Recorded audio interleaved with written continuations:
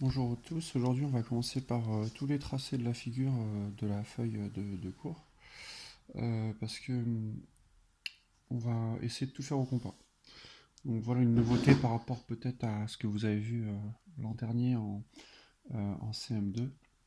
Donc dans la partie cours vous avez le grand 1. Pour le grand 1, dans la médiatrice, vous avez un segment AB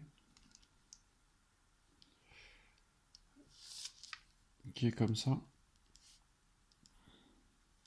Et on parle de la médiatrice de AB. Vous avez besoin du compas pour faire la médiatrice, même si on peut le faire à la règle et à l'équerre. Nous, ici, on va s'intéresser à la construction au compas. Alors, quand vous avez votre compas, vous prenez n'importe quel écartement de compas. J'ai rien mesuré. Vous allez pointer sur A avec cet écartement-là, pointer sur B, et il y a un moment où les deux arcs de cercle que vous allez tracer vont se croiser. Alors, prenez pas un arc de cercle, un écartement de compas trop petit, sinon les arcs de cercle ne vont pas se croiser. Prenez n'importe quelle longueur, mais assez grande. Moi, je prends environ l'écartement de A à B. Vous tracez un arc de cercle pointant sur A. Ne changez pas l'écartement de compas. Vous faites pareil en haut. Vous pointez sur B. En haut et en bas.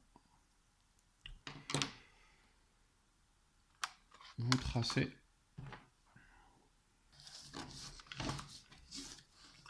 et vous obtenez la médiatrice de AB pour la première figure. Voilà.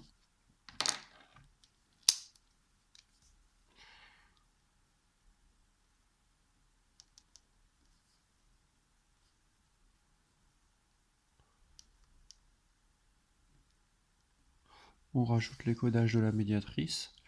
La médiatrice passe par le milieu du segment AB, donc codage de longueur et codage d'angle droit, ici.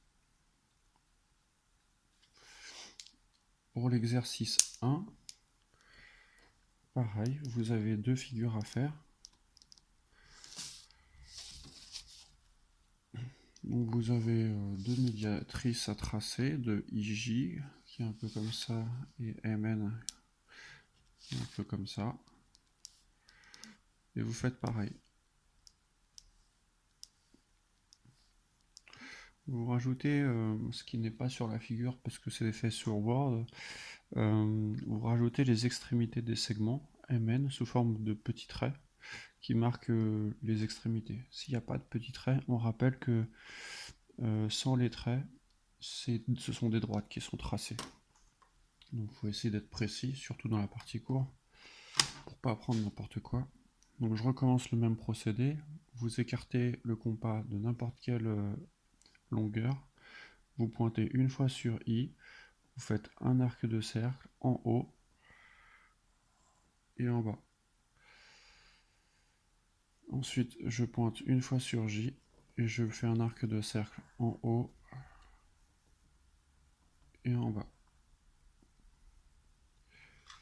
Puis je trace la médiatrice. Tous les tracés doivent être au crayon à papier. Et tous les codages doivent être notés tout le temps.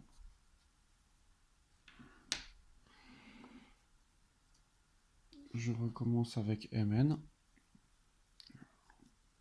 Enfin, j'ai pas bougé d'écartement de compas depuis le début. Peu importe la longueur des segments, MN, IJ ou AB, je pointe une fois sur M, je fais un arc de cercle de chaque côté sans bouger l'écartement de compas. Puis je relie. Hop, je relie au crayon à papier. Puis je rajoute les codages. Les codages, eux, vous avez le droit de les faire au stylo.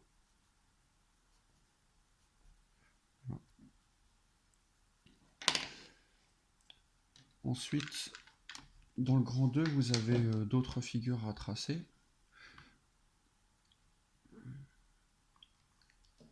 Et on va tracer à la symétrie, mais tracer grâce au compas. Dans le grand 2, vous avez une figure donnée dans l'énoncé. C'est la droite D. Je rappelle qu'on fait toutes les figures d'un coup.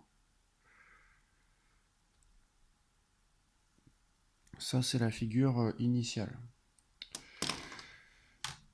Alors, pour tracer un symétrique au compas, vous allez écarter le compas de n'importe quelle mesure. Vous allez créer deux points que je trace en vert. Ce sont les points que vous créez n'importe où sur la droite D. Je les mets ici et ici. Je ne les mets pas trop proches parce que plus l'écartement de compas est petit, moins la construction va être précise. Et je vais utiliser une propriété de la symétrie qu'on va voir aujourd'hui, qui dit que la symétrie conserve les distances. C'est-à-dire que si je pointe mon compas sur le point vert, écoutez-moi bien là, hein. Si je pointe mon compas sur le point vert, le compas sert à mesurer une distance, on l'avait déjà vu. Donc ici, je suis pile à la distance entre mon point vert et le point A.